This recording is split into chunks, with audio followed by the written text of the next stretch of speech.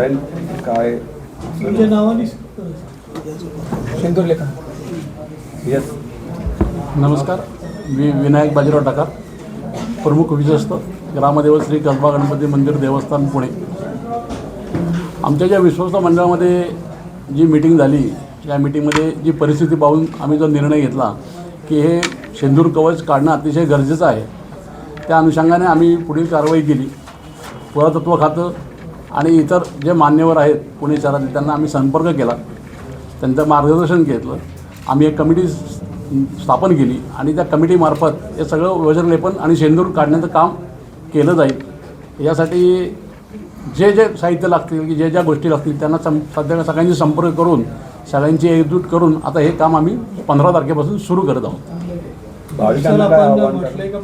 भाविकांना आम्ही असं आवाहन करू की हे जे आपली पुण्याचं ग्रामदैवत आहे, हे ग्रामदैवत हे जे कार्य चाललेलं आहे हे कार्य निर्विघ्नपणे पार पाडेल यासाठी तुम्ही गजाननाची प्रार्थना करा आणि शक्ती द्या, अशी आम्ही पुणेकरांना, समस्त पुणेकरांना आम्ही अशी विनंती करत आहोत की जेणेकरून हे काम लवकरात लवकर पूर्ण होऊन जे मूळ स्वरूप गजाननाचं 400 वर्षापूर्वी आमच्या पूर्वजांना विनायक भट ठाकरांना दृष्टीगोचर झालं होतं, त्या मोऱ्याचं स्वरूप समस्त पुणेकरांना बघायला मिळावं, ह्यासारखा दुसरं आनंदाची गोष्ट नाही. आणि हे 2025मध्येच पूर्ण व्हावं अशी आमची इच्छा आहे आणि समस्त पुणेकरांनी याचा दर्शनाचा लाभ घ्यावा असं आम्हाला वाटतं आणि आशीर्वाद घ्यावे. कधी होणार आणि किती वेळ लागेल कालावधी काय? आता एकदा काम सुरू झाल्यानंतर काय काय होते, काय परिस्थिती होते आता कळणार नाही. 400 वर्षापूर्वीचं सगळं काम आहे, त्यानंतर किती काय काय याच्यात नवीन नवीन समस्या निर्माण होतात, काय होतात याचा पण आम्हाला अंदाज नाही. पण आत्तापर्यंत असं कधी झालेलं नाही, हे प्रथमच होतं आहे. आणि झाल्यानंतर काय आजची परिस्थिती आहे, मूर्तीचं स्वरूप कसं आहे, त्याला पुढं काय करता येईल, याच्यानंतर आम्ही ते पुरातत्व खात्याचं मार्गदर्शन घेणार.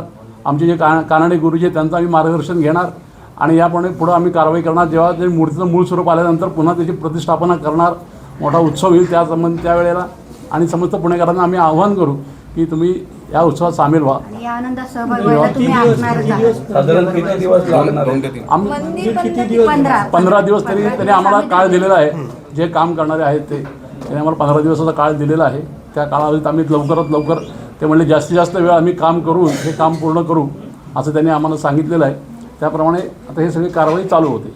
तुम्ही म्हटलंय की मंदिराच्या इतिहासात अशी प्रथमच प्रक्रिया होती, काय इतिहास म्हणजे काय?